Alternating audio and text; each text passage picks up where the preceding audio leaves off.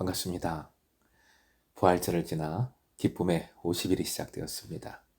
4월 10일 월요일 새벽 하나님께 올려드립니다. 함께 더 원합니다. 찬양 부르십니다.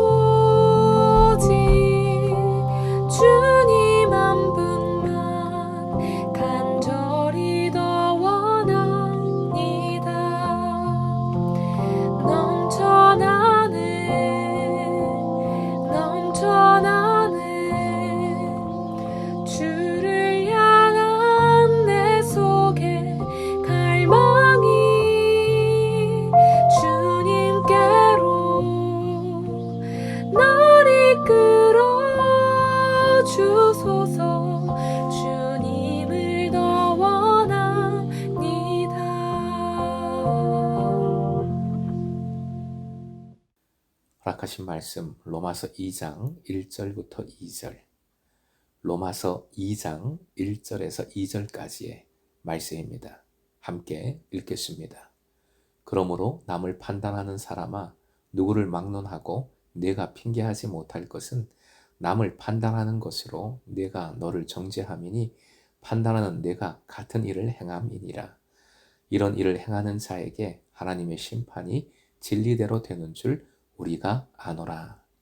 오늘의 기도 제목, 최종 판단은 하나님께 맡기고 오직 사랑하고 품게 하소서. 최종 판단은 하나님께 맡기고 오직 사랑하고 품게 하소서. 1절은 그러므로로 시작을 합니다. 앞의 내용과 연결된다는 것이지요. 그러므로 핑계치 못한다는 표현도 1장과 연결됩니다. 반복되고 있는 표현입니다. 로마서 1장 20절, 창세로부터 그의 보이지 아니하는 것들 곧 그의 영원하신 능력과 신성이 그가 만드신 만물에 분명히 보여 알려졌나니 그러므로 그들이 핑계하지 못할지니라. 하나님께서 알려주셨으니 몰랐다고 핑계할 수 없습니다. 하나님의 진노, 심판이 있습니다. 그러므로로 시작하는 오늘 본문은 동일한 내용, 동일한 형식입니다. 핑계할 수 없습니다. 그리고 하나님의 심판이 있습니다. 앞에서는 하나님의 진리를 모르는 것에 대하여, 거부하고 바꾸는 것에 대하여 핑계할 수 없다 했는데, 본문에서는 무엇을 핑계할 수 없다 하고 있습니까? 1절 세 번역으로 다시 읽으면서 확인을 해보겠습니다. 함께 읽습니다. 그러므로 남을 심판하는 사람이요, 그대가 누구이든지 죄가 없다고 변명할 수 없습니다. 그대는 남을 심판하는 일로 결국 자기를 정죄하는 셈입니다. 남을 심판하는 그대도 똑같은 일을 하고 있기 때문입니다. 우리들의 은밀한 마음을 정확하게 깨뚫고 있는 말씀입니다. 운전을 하다 보면 다른 차들이 신호 위반하는 것에 대하여 화가 많이 날 때가 있습니다. 심리학적으로 다른 차가 교통법규를 어기는 것에 대하여 심하게 분노하는 운전자들은 그 자신도 위반을 하고 있거나 할 확률이 대단히 높다고 합니다. 왜냐하면 내가 해야 하는데 다른 이들이 한 것입니다. 그에 대하여 분노하는 것이지요. 1절이 바로 그 말씀입니다. 다른 사람에 대하여 왜 그런 일을 하느냐, 어떻게 그런 행동을 하지? 하며 맹렬하게 판단하고 비난하는데 정작 본인도 그 일을 하고 있다는 것입니다. 판단하고 정죄한 그 일을 내가 하고 있는 것입니다. 지금은 당장 안 해도 언젠가는 합니다. 개역 개정판에서는 판단함이라고 했고 새번역에선 심판함이라고 했습니다. 이 단어의 원어는 크리노라는 동사인데요.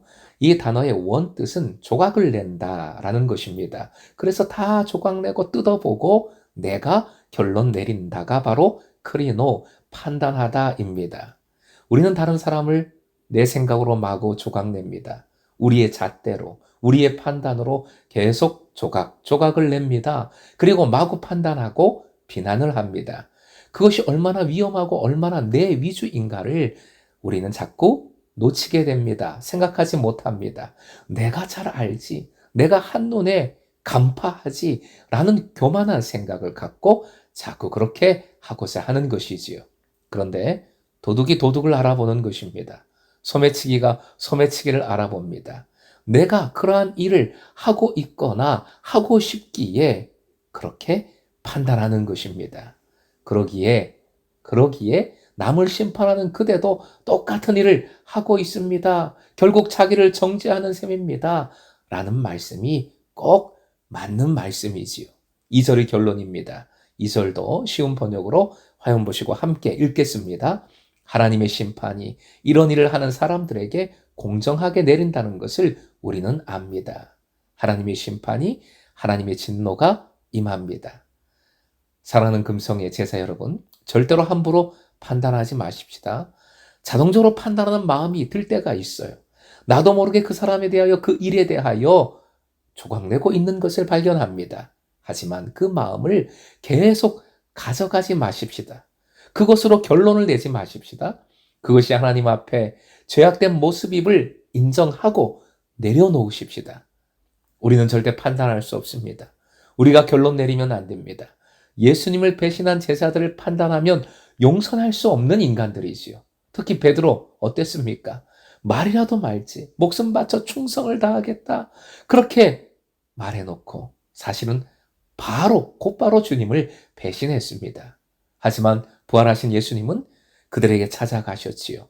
그들을 용납하셨을 뿐만 아니라 다시 사명을 맡기셨습니다.